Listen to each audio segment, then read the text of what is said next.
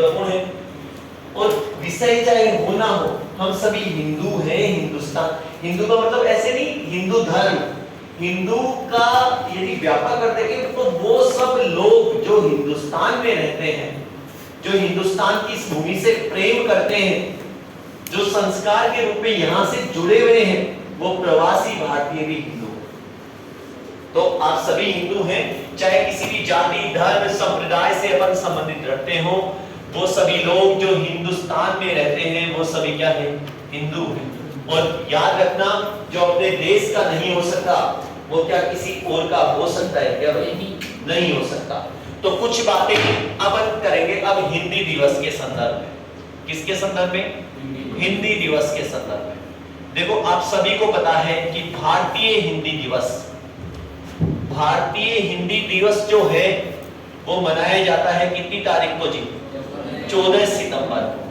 कितनी तारीख को मनाया जाता है सर? 14 सितंबर को। अब क्यों मनाया जाता है इधर सुनना। उससे पहले एक बात सुनो कि कहने को हम हिंदी हिंदू हिंदुस्तान है, लेकिन ना कहीं हिंदी है, ना कहीं हिंदू है और ना कहीं हिंदुस्तान है। वर्तमान परिप्रेक्ष्य को यदि देखें हम, जो प्रेम करता है वहां है हिंदुस्तान, जहां प्रेम नहीं है वहां हिंदुस्तान नहीं है। जहां लोग अपने देश की संपत्ति को आगजनी से लूटते हैं, क्या वो हिंदुस्तानी है? नहीं। अपने देश में तोड़ फोड़ करते हैं, क्या वो हिंदू है? नहीं। एक बार तो सरकारें कमाने जाती है क्या पैसा? हमारी आम आदमी जो टैक्स देता है, ये जो महंगाई बढ़ती है, सब अपनी जेब से निकलता है। तो कोशिश करें कि हमारा कोई कृत्य ऐसा ना हो। हाथ जोड़ के सभी से निवेदन है कि हम अपने देश की संपत्ति को क्या पहुंचाए? नुकसान पहुंचाए। और यहां से एक व्यक्ति विशेष भी जुड़ते हैं जिनका नाम है भारतेंदु बाबू हरिश्चंद्र। भारतेंदु बाबू हरिश्चंद्र। और उनके एक कथन है कि निज भाषा उन्नति अहे सब उन्नति को मूल। निज मतलब स्वयं, स्वयं की भाषा की उन्नति से सभी प्रकार की यह उन्नतियां हो सकती हैं। हम अंग्रेजी पढ़कर क्या भारत का उत्थान कर सकते हैं? क्या नहीं कर सकते, क्योंकि भारत की संस्कृति, भारत की विरासत, यहाँ के धरोहर, नैतिक मूल्य, परंपराएं सब कुछ जुड़ी हुई है यहाँ की भाषा के द्वारा, जो कौन सी है? हिंदी। कौन सी भाषा है? हिंदी है। ठीक है। तो हिंदी दिवस की यदि आप बात करें तो आपको लौटना पड़ेगा कहां? संविधान पर। कहां लौटना पड़ेगा? संविधान पर। मैं उन सदस्यों की बात भी नहीं करूंगा, मैं देशी रियासतों की बात भी नहीं करूंगा, मैं स्वतंत्र सदस्यों की बात भी नहीं करूंगा, मैं डायरेक्ट आपको प्रथम बैठक पर लेकर चलता हूं। और संविधान सभा की प्रथम बैठक होती है 9 दिसंबर 1946, यदि मैं गलत नहीं हूं। सही है क्या? संविधान सभा की प्रथम बैठक हुई 9 दिसंबर 1946। जीके के बहुत सारे प्रश्न यहां से निकले। आप लिखते वक्त विशेष लगा के नीचे लिख लेना, लिखते वक्त। अभी सुन लो फिलहाल। प्रथम बैठक हुई 9 दिसंबर 1946। डॉक्टर सच्चिदानंद सिन्हा को अस्थायी अध्यक्ष नियुक्त किया गया। सच्चिदानंद सिन्हा को क्या नियुक्त किया गया? अस्थायी अध्यक्ष। किसके आधार पर? वरिष्ठता के आधार पर। किसके आधार पर? वरिष्ठता के आधार पर। और संविधान सभा की द्वितीय बैठक होती है 11 दिसंबर। हालांकि ये विवादास्पद है, ये तारीख विवादास्पद है, आप पॉलिटिकल में पढ़ेंगे। 11 दिसंबर 1946। 11 दिसंबर 1946 की जो बैठक थी उसमें डॉक्टर राजेंद्र प्रसाद जी को संविधान सभा का स्थायी अध्यक्ष नियुक्त किया गया। और यहां से हिंदी जुड़ेगी सर। अभी हिंदी नहीं आएगी लेकिन एक शब्द जुड़ेगा। डॉक्टर राजेंद्र प्रसाद जी को नियम समिति का अध्यक्ष भी बनाया गया। कौन सी समिति का अध्यक्ष? नियम समिति का। और नियम समिति ने यह तय किया कि संविधान निर्माण कार्यवाही की भाषा, संविधान निर्माण कार्यवाही की भाषा कौन सी होगी? हिंदुस्तानी या अंग्रेजी। हिंदुस्तानी या अंग्रेजी। ये कौन सी तारीख के दिन? 11 दिसंबर। देखो दोबारा सुनो, संविधान सभा की प्रथम बैठक हुई कितनी तारीख को? 9 दिसंबर 1946। अस्थायी अध्यक्ष नियुक्त हुए कौन? सच्चिदानंद जी सिन्हा। किसके आधार पर? वरिष्ठता के आधार पर। 11 दिसंबर 1946 को डॉक्टर राजेंद्र प्रसाद को नियम समिति का अध्यक्ष, संविधान सभा का स्थायी अध्यक्ष बनाया गया। और उसी दिन नियम समिति का भी अध्यक्ष बनाया गया कि नहीं? डॉक्टर राजेंद्र प्रसाद को। और नियम समिति ने तय किया कि संविधान निर्माण कार्यवाही की भाषा या तो क्या होगी? निर्माण कार्यवाही की भाषा। संविधान बनाई तो रहे थे उस समय, या बनके तैयार हो गया? बना रहे थे। तो वो जो भाषा जिसमें वाद व्यापार होना है, वो भाई मारवाड़ी बोला, हिंदी बोला, अंग्रेजी बोला, तो भाई दो भाषा को नाम दिया। कौन सी भाषा? हिंदुस्तानी या अंग्रेजी। क्या हिंदी शब्द आया? नहीं आया। अगली तारीख बहुत ज्यादा महत्वपूर्ण है, 14 सितंबर 14 फरवरी, क्षमा करें, 14 फरवरी 1948। 14 फरवरी 1948 ये इसलिए सर महत्वपूर्ण है क्योंकि 14 फरवरी के दिन ही एक 2.5 फुट का आदमी ईंटों के सिंहासन पर बैठा, जिसे हमने अकबर महान के नाम से पढ़ा। कंगले कहीं के, जिनके पास खुद का कुछ था ही नहीं, भारत को पूरा लूट लिया जिन्होंने। और हमें पढ़ाया गया क्या कौन महान? अकबर महान था वो महाराणा प्रताप, महान थे वो सैनिक जिन्होंने मुगलों से क्या लिया? लोहा लिया। क्या बताओ, आप सोचो कि बहुत सारे लोगों को मरवा दे कोई व्यक्ति, ठीक है, और फिर अपना शासन कायम कर ले, क्या वो महान हो सकता है? क्या सही?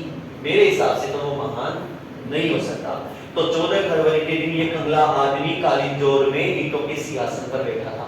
11 वर्ष की उम्र में बेरंग खान इसका संरक्षक बना था। और 14 फरवरी के दिन ही पुलवामा अटैक इसलिए महत्वपूर्ण है, ठीक है, और आपका दिन भी जोड़ सकते हो आप वैसे। और 14 फरवरी 1948 को हिंदुस्तानी के स्थान पर, किसके स्थान पर कौन सा शब्द आया? हिंदी शब्द आया। आपसे परीक्षा में पूछ सकता है संविधान में हिंदी शब्द कब स्वीकार किया गया? तो हिंदी शब्द कब स्वीकार किया गया? 14 फरवरी 1948। हिंदुस्तानी शब्द कब आया? 11 दिसंबर 1946। कौन सी समिति लेकर आई? नियम समिति। नियम समिति के अध्यक्ष कौन? डॉक्टर राजेंद्र प्रसाद। संविधान सभा के स्थायी अध्यक्ष भी कौन? डॉक्टर राजेंद्र प्रसाद। और एक बात और याद रखना, झंडा समिति के भी अध्यक्ष कौन? डॉक्टर राजेंद्र प्रसाद। बताओ क्लियर? अगली तारीख ये आ गई महत्वपूर्ण, 14 सितंबर। धन्यवाद सर, बिल्कुल सही बोल रहे हैं। 14 सितंबर 1949 संविधान सभा के एक सदस्य थे गोपाल स्वामी आयंगर। कौन थे जी? गोपाल स्वामी आयंगर। उन्होंने प्रस्ताव रखा, और प्रस्ताव क्या रखा? हिंदी को क्या बना दो? बोले राजभाषा बना दो। क्या बना दो जी? एक भाषा के 3 क्षेत्र होते हैं सर। भाषा के कितने क्षेत्र होते हैं? राजभाषा, राष्ट्रभाषा, मातृभाषा। भाषा के कितने क्षेत्र? 3। कौन कौन से? राजभाषा, राष्ट्रभाषा, मातृभाषा। राजभाषा किसे कहते हैं? सरकारी कामकाज की भाषा। राजभाषा किसे कहते हैं? सरकारी कामकाज की भाषा। और हिंदी को राजभाषा बनाने का प्रस्ताव किसने रखा? गोपाल स्वामी आयंगर जी ने। कब रखा? 14 सितंबर 1949। इस दिन संविधान सभा में सदस्यों की संख्या थी 312। कितने सदस्य थे? 312। इसमें से 298 सदस्यों ने इस पक्ष में अपना अनुमोदन दिया कि हाँ, हिंदी को क्या बना दो? राजभाषा बना दो। इसीलिए प्रतिवर्ष 14 सितंबर को क्या बनाया जाता है? भारतीय हिंदी दिवस। नहीं सर, भारतीय या राष्ट्रीय हिंदी दिवस। क्योंकि सर विश्व हिंदी दिवस 10 जनवरी, विश्व हिंदी दिवस जो आएगा वो कितनी तारीख को आएगा सर? 10 जनवरी को आएगा। कब आएगा सर? 10 जनवरी को। और मातृभाषा दिवस आएगा 21 फरवरी को। कब आएगा सर? 21 फरवरी को। बताओ इतनी बात क्लियर है क्या? क्लियर है? एक बार पुनः रिपीट करते हैं। भाई संविधान की प्रथम बैठक कब? 9 दिसंबर 1946 को। किसको अस्थायी अध्यक्ष? सच्चिदानंद। शब्द में संधि भी पूछी जाती है बहुत बार, ठीक है। और द्वितीय बैठक कब? 11 दिसंबर 1946 को। क्या हुआ? डॉक्टर राजेंद्र प्रसाद को क्या बनाया गया? स्थायी अध्यक्ष। और डॉक्टर राजेंद्र प्रसाद। और इसी दिन नियम समिति ने तय किया कि संविधान निर्माण कार्यवाही की भाषा या तो हिंदुस्तानी होगी या अंग्रेजी। हिंदुस्तानी के स्थान पर हिंदी शब्द कब आया? 14 फरवरी 1948। 14 फरवरी 1948 को हिंदुस्तानी के स्थान पर कौन सा शब्द है? हिंदी को राजभाषा बनाने का प्रस्ताव किसने रखा? गोपाल स्वामी अयंगर। 14 सितंबर 1948। संविधान सभा में कितने सदस्य थे?